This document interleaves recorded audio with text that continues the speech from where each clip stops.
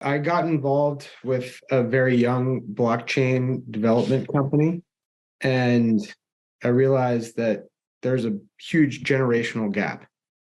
I'm being called the old one, and I'm 37 years old. How do you deal with the generational gap when, it's like I still think I still got it. You do still got it. My dad, when he was 80 years old, was still as smart as ever, and he had a lot more wisdom to bring to the table, and he was still young at heart, right? And I think we need to, so that all the generations need to learn a couple of things. We need to learn that each generation has something that they're bringing to the table. Gen Y and Gen Z bring technology skills to the table that baby boomers don't have. Baby boomers can bring some wisdom to the table and wisdom of time that the younger groups don't have. Like I was just mentoring one of our COO Alliance members recently, Savannah. She's 25 years old. She's taken a company from 2 employees to 108. Technologically, she could probably kick my ass.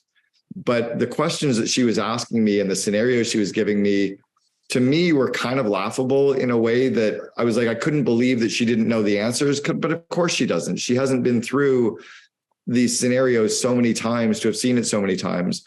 So it's starting to get those gaps reduced by respecting each other's strengths, by looking for each other's strengths. 30 years ago, a book came out called Men Are From Mars, Women Are From Venus. And it was to show that men and women are different.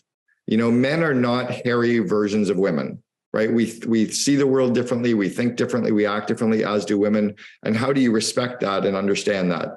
So that's really the course, is to how do you bring the employees together to see each other's strengths and weaknesses? And it's by doing some team building skills, not the skills where you all take marshmallows and straws and build something, but the team building skills where you all do a lifeline exercise and you talk about your highs and lows. You talk about where you suck and where you're really good. It's about truly understanding vulnerabilities and then being able to come to the table and feeling safe with some of their vulnerabilities.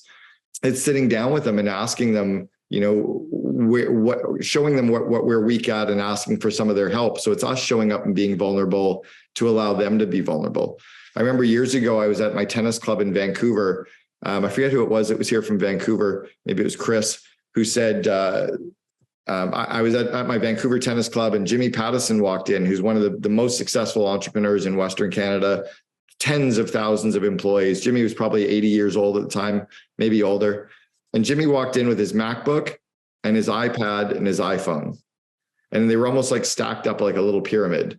And I saw him walking in, and he sat down near me at a table, and he was waiting. And this younger girl came in. She was about 25 years old. And she came in to sit down, and Jimmy stood up and shook her hand. And then he reached into his pocket and he pulled out a $50 bill. And you know how like seniors will take the bill and they kind of hold it and show you they're handing the bill. Jimmy showed her the $50 bill, and he hands it to her, and she goes, "Thanks, Jimmy. What do you need to learn today?" He goes, I hear I can talk to these things and they'll do stuff. Can you teach me how to talk to my phone? And she goes, "Okay, what else?" And he goes, "Well, I hear that I can get all 3 of these things to if I delete something here, it'll delete them there. Can you teach me how to do that?"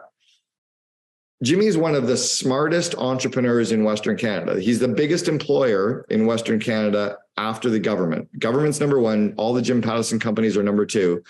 And he's showing up as the dumb person in the room with a 25-year-old woman who could not touch anything that he does in the business world. And he's asking her for help on things. At the end of 20 minutes, he says, "Okay, what questions do you have for me about business?" And she goes, "I want to know what it's like to do this. I want to know what it's like to do that."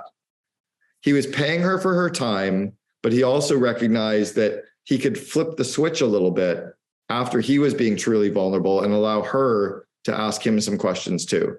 And I think that's the environment that you want to try to create, Justin, inside of your company, is this: we have stuff to learn together, and it's the 1 + 1 can equal 3.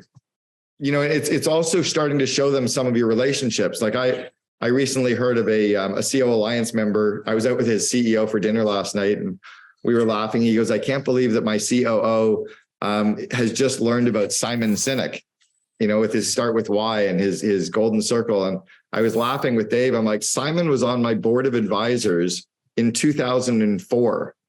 4 years before he wrote the book Start With Why, 5 years before he did his first TEDx talk that went viral, Simon flew out to Vancouver to meet Brian and I to be on our board. And if I tell this COO Alliance member this, it's going to blow his freaking mind that Simon used to sleep on my couch. Right?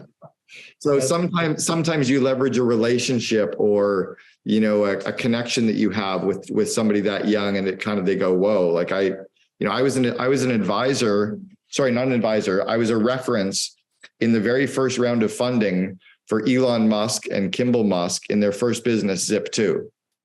When they only wanted to raise 600,000, they raised 3 million. They had one employee. Kimball Musk worked for me in 1993. So you tell that kind of a story to a 21-year-old, and all of a sudden their jaw drops and they go, whoa, teach me shit, right?